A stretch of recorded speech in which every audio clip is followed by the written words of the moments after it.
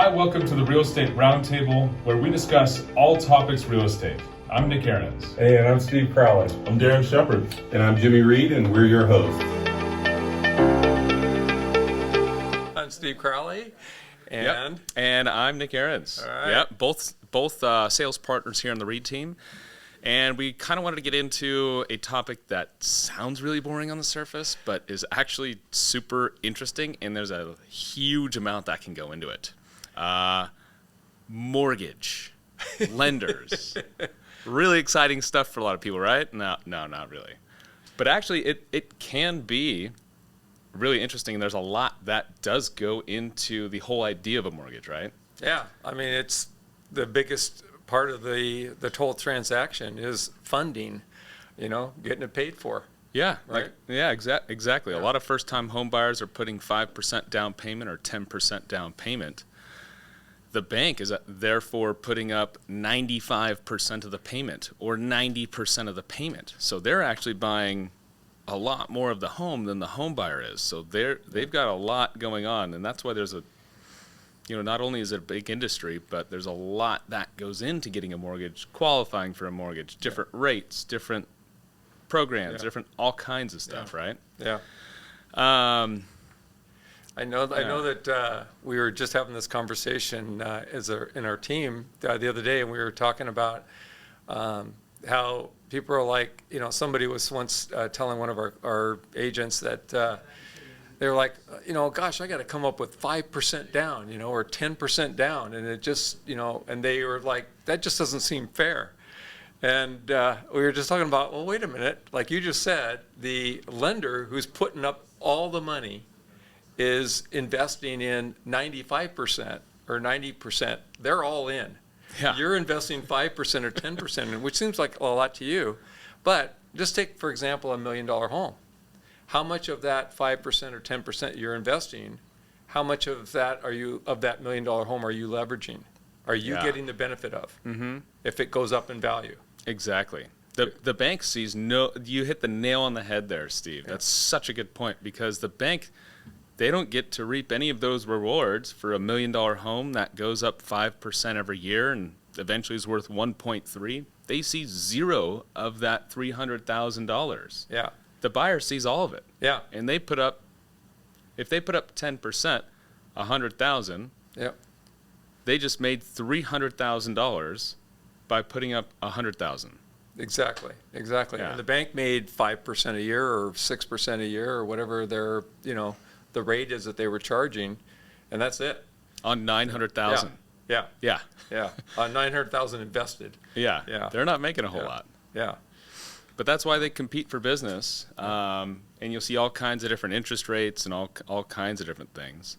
There's one thing I actually wanted to ask you about is how do you get the best rate? How do you get the best deal from a mortgage side? That's such a good question. I mean, I think the first thing you have to do is you have to sit down and talk with a lender and find out what kind of programs they're offering. I think it's important as a real estate agent or who you're working with as a real estate agent too, because we work with multiple lenders. Mm-hmm. And so whereas a home buyer, there's a lot of times they've never even met one. They might have their bank or somebody like that, and so they really don't know, who's the right person or whatever. So it's important to have somebody that does this for a living, that can direct you and steer you to the right lender. That's really specialized in your area, because not every lender has the products and the types of loans that might work for their particular situation.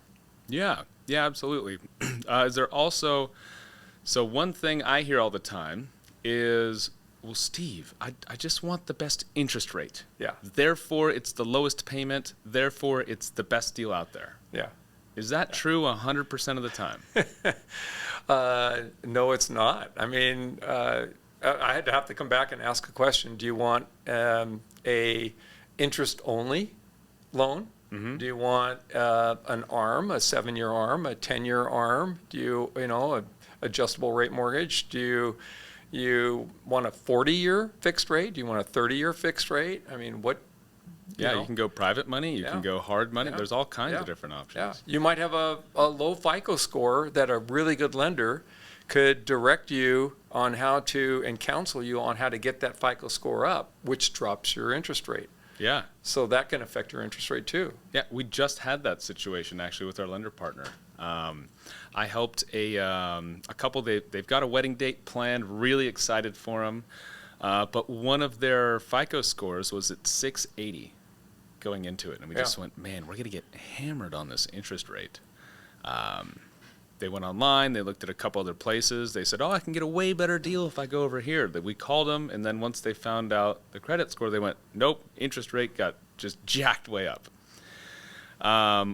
What our lender partner was able to do, I kid you not, within 30 days, their credit was able to go up 104 points. Wow. From 680 Wow. to 784. Wow. Meaning it Yeah. dropped their payment, Yeah. it dropped their rate. Yeah. They can afford more home. They can move into that Yeah. that first home where they can really start their family now, Yeah. because they can just afford a lot more home. Yeah. And some lenders are going to help people do that. Some lenders just say, yeah, when you find a house, give me a call. See you later. Goodbye. They won't actually help people through processes like that. Yeah.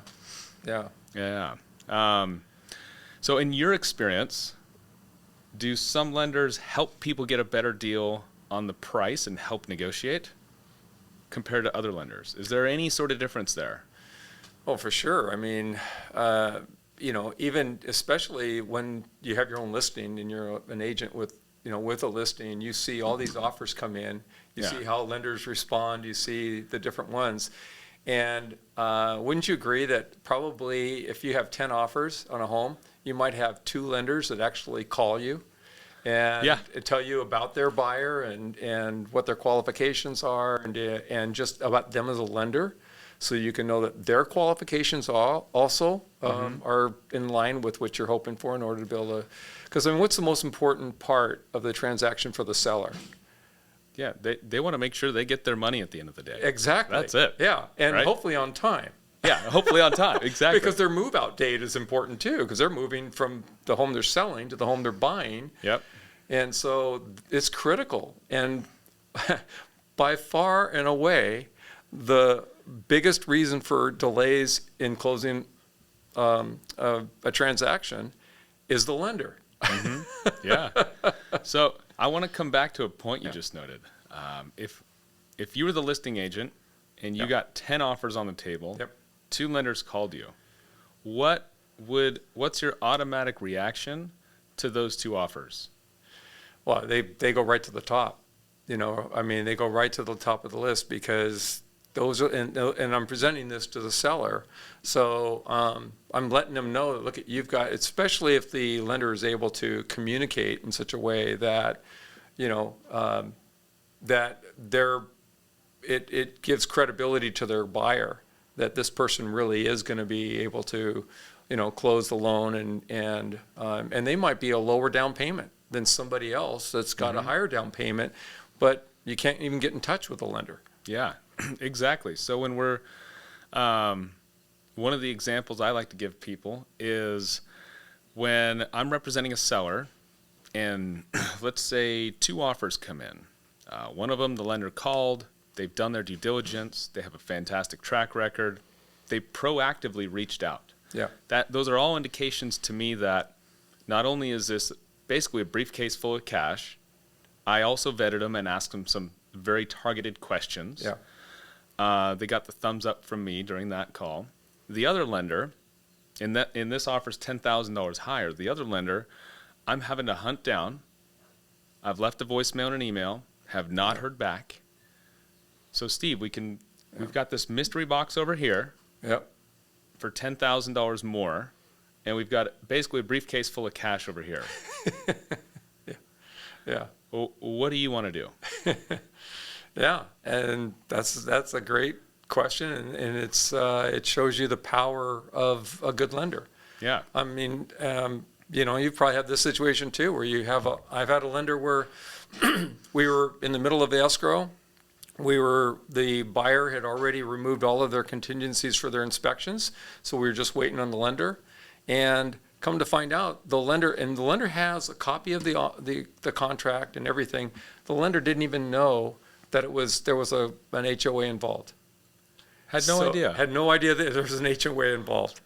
And all of a sudden now they're requiring the cert, the HOA cert, and the questionnaire, and we're moving to close. And now it's been delayed now because you know how long HOAs take to get their information back. You're delayed either a week or even 2 weeks on something like that. Yeah, and that puts the buyer at risk because the seller could say, you know what? Yeah. I now have no faith and no trust in you guys being able to close this deal. Yeah. It's totally gone sideways. Yeah. You guys aren't doing your due diligence. Yeah.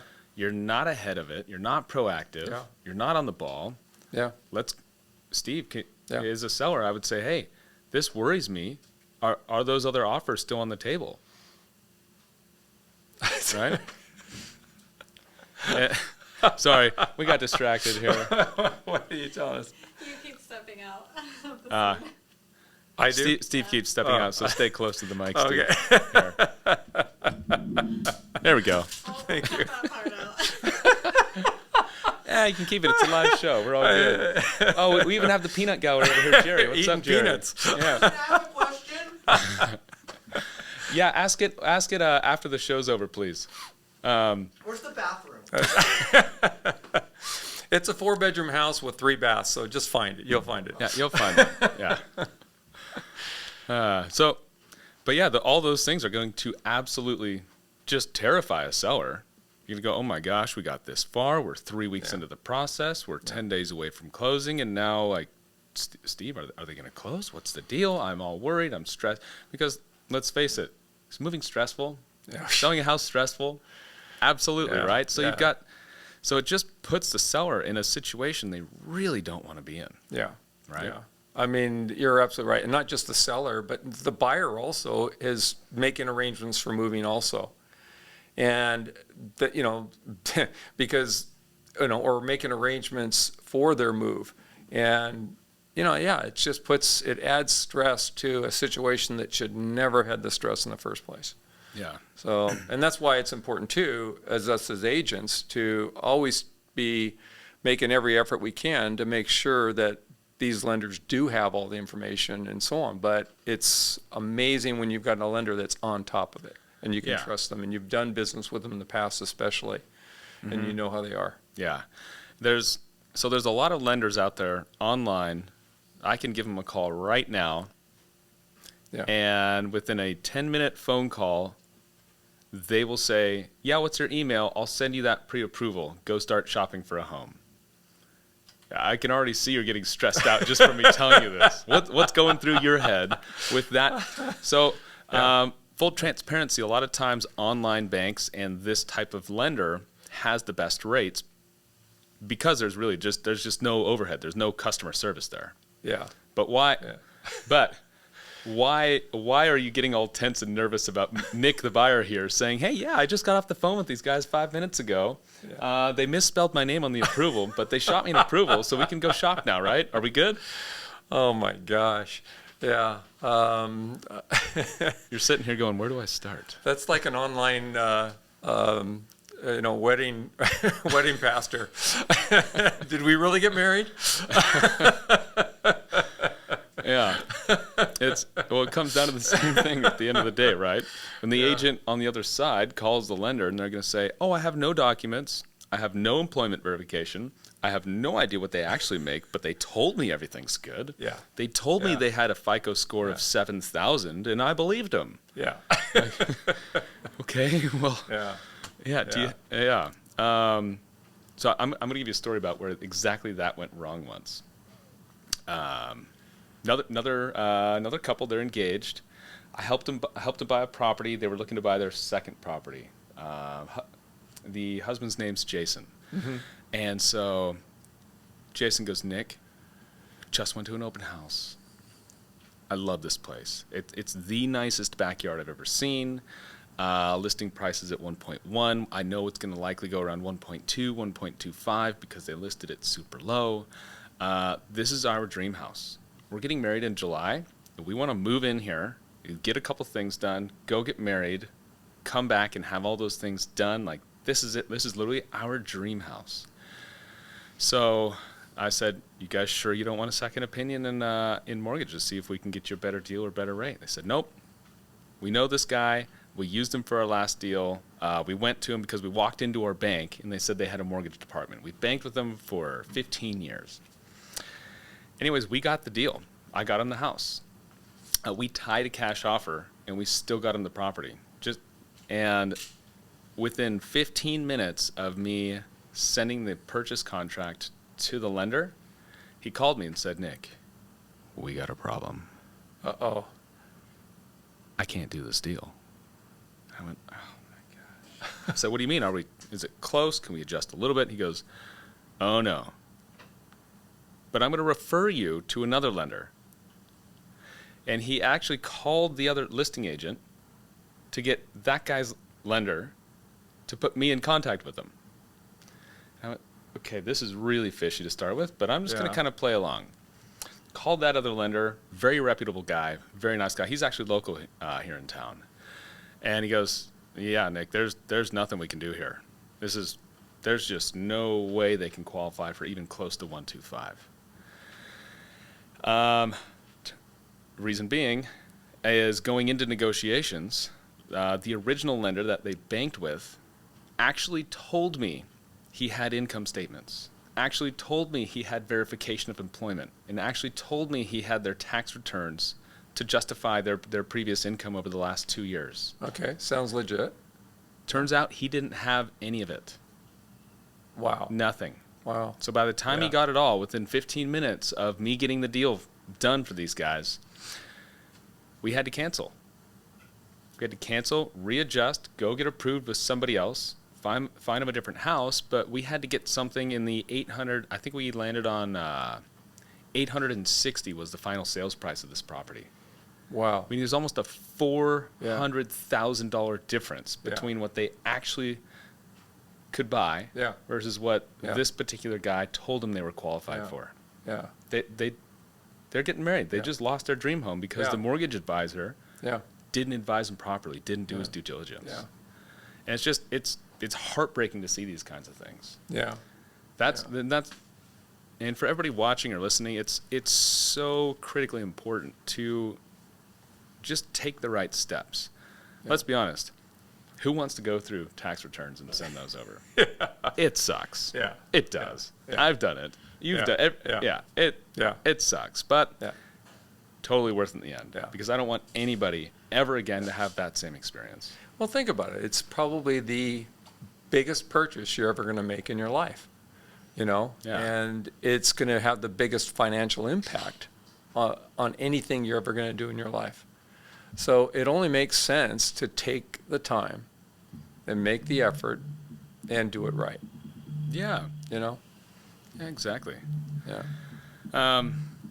But Steve, I can go to an online bank and they're quoting me at 0.1%.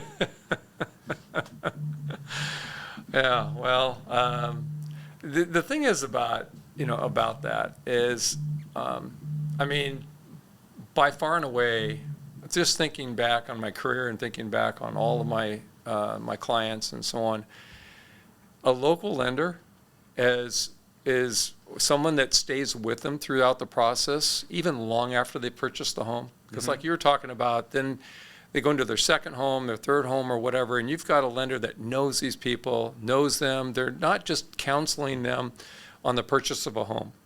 They're counseling them. A good lender is actually counseling them on their future planning and what does that look like for them in the future and based on their income, their future potential income and things like that. And that's critical. That's really important. And the clients of mine that have had that are by far and away happier than somebody that thinks that they can get them in, 0.25%, less on an interest rate or something. Yeah. Yeah, they might save, they might pay $9 more a month, but they're going to be in a position for success financially. Yeah. And going to be way better off financially in a year, 5 years, 10 years, 20 years from then. Yeah, absolutely. Yeah. Yeah. It's that aspect of it interests me as well. Like I have a close friend of mine named Brian, moved out of state. We helped him move back, and he bought with just a top-notch lender, actually one of our guys with Neo Home Loans, and right afterwards they're following up with him about his value. He put a minimal down payment to keep a lot in reserves for his family. Yeah. And they said, hey, congratulations, you just hit the 20% equity mark. Nice. Let's go ahead and refinance you and drop your payments by $400 a month. Yeah. A good lender will stay in touch with people Yeah. after close of escrow. Yeah. Drops that PMI insurance and Yep. yeah. Whereas that online guy, he's they may never hear from him again. Probably won't. I won't. Yeah. Yeah. And so it'll be up to them to try and keep track of all that and try to remember that. And They'll be on the spam email list. yes. They'll get those notifications. Yeah. Yeah. They'll be in their pool. Exactly. Yeah. Exactly. Yeah. But yeah, I mean, there's just so much that goes into it. Not only can mortgage help you negotiate and get a lower price, a lot of times you don't have to have the highest offer if you have a top realtor and a top lender behind you. Yeah. Yeah. You don't. Yeah. You might pay $5 more a month, but you might end up saving $400 to $500 a month within a short period of time afterwards because of the different options and staying in touch and mapping out somebody's financial future in that way. Right. Yeah. Absolutely. A good lender will always keep their clients up to date on the newest and the biggest, whatever changes are coming on the market, because let's face it, the mortgage industry is changing all the time. And that's why it's important to have somebody that's a professional in that industry and is also personal with their clients and stays in touch with them. Very well said. Yeah. Well, All thank right. you guys for watching. Yeah. Appreciate it. And we will see you next time. All right. Take care. Hey, thanks again for listening to the Real Estate Roundtable. If you'd like to connect with any of the sales partners here on the REIT team, our information is below and we'd love to chat with you.